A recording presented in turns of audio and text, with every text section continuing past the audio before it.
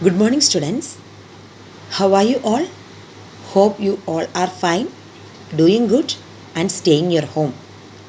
Today, we are going to start our classes in information technology. Your first chapter is method of communication, different methods of communication. Before going to methods of communication, we should know what is communication. Whenever we talk about communication, we have a feeling that talking each other is communication. We feel only talking comes into communication.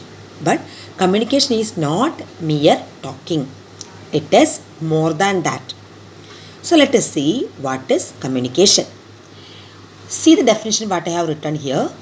What is communication? Communication refers to two-way process of conveying information, ideas, feelings or opinions between two or more persons, either verbally or non-verbally using a medium.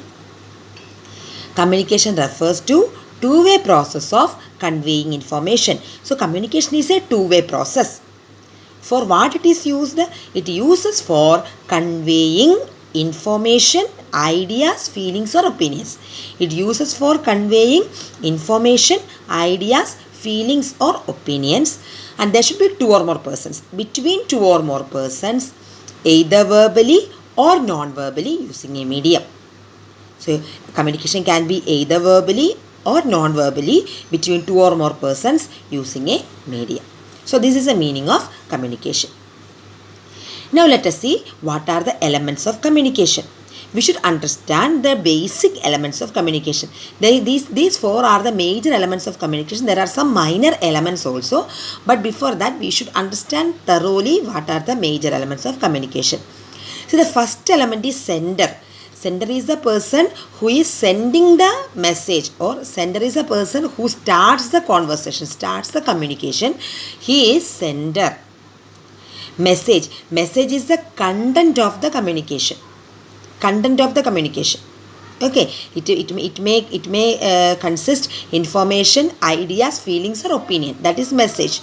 Message is the content what the sender conveys. Third element is receiver. Receiver receives the message. To whom the sender sends the message or to whom the sender make communication is a receiver. Then feedback. Feedback is the response of the receiver after receiving the message. Feedback is the response of the receiver or reaction of the receiver after receiving the message. So these are the four elements of communication. Sender is the person who sends a message or who starts a conversation, who starts a communication. Message is the content or idea what the sender sends to the receiver. Receiver is the person who receives the message, and feedback is the reaction of the receiver after receiving the message. Now let us see what are the different types of communication or different methods of communication.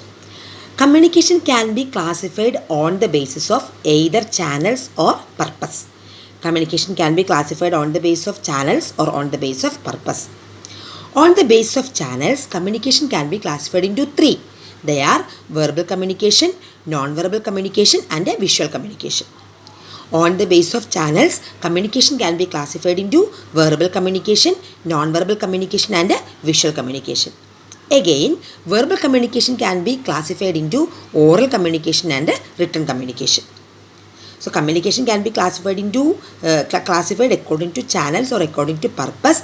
According to channels, communication can be classified into three: verbal communication, non-verbal communication and visual communication. Again, verbal communication can be classified into oral communication and written communication. Here, on the basis of purpose, communication can be classified into formal communication and informal communication.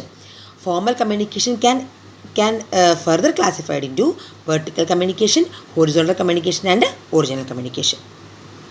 Sorry, diagonal communication. Okay, formal communication can be classified into vertical communication, horizontal communication, and diagonal communication. So, for in our chapter, we need to focus on this part. Okay, classification of communication or methods of communication on the basis of channels. That is verbal communication, non-verbal communication, visual communication, and the verbal communication again classified into oral communication and written communication. So, as an introduction, today we learned what is the meaning of communication, what are the elements of communication, and what are the different types of communication.